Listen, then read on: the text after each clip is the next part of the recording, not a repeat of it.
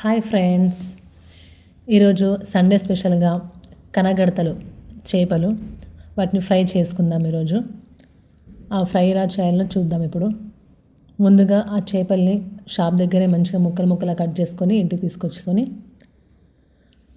వాటిలో ఉప్పు పసుపు వేసి మళ్ళీ శుభ్రంగా కడుక్కోవాలి.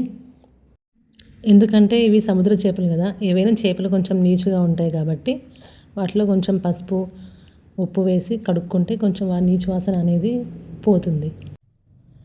కొత్తగా ఎవరైనా నా వీడియో చూసినట్లయితే please like and share and subscribe చేయండి.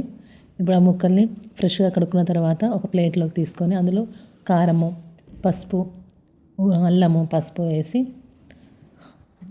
కొంచెం ధనియాల పొడి ధనియాలు మెంతులు జీలకర్ర మిక్స్ చేసి అందులో వేసేసి మంచిగా ముక్కలకి పట్టించాలి.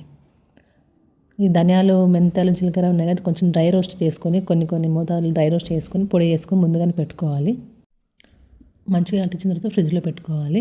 కొంచెం అరగంట సేపు పెట్టుకుంటే ముక్కలకి బాగా పట్టుకుంటుంది. తర్వాత పెనం పెట్టుకొని పెనం వేడెక్కిన తర్వాత అందులో కొంచెం ఆయిల్ వేసుకొని ఆయిల్ బాగా వేడెక్కిన తర్వాత లో ఫ్లేమ్లో మసాలా పట్టించిన ఫ్రెష్ ముక్కల్ని ఫ్రిడ్జ్లోంచి తీసుకొని పెనం వేడెక్కిన తర్వాత అందులో కొంచెం ఆయిల్ వేసి అది బాగా వేడెక్కిన తర్వాత లో ఫ్లేమ్లో మంచిగా ఫ్రై చేసుకోవాలి.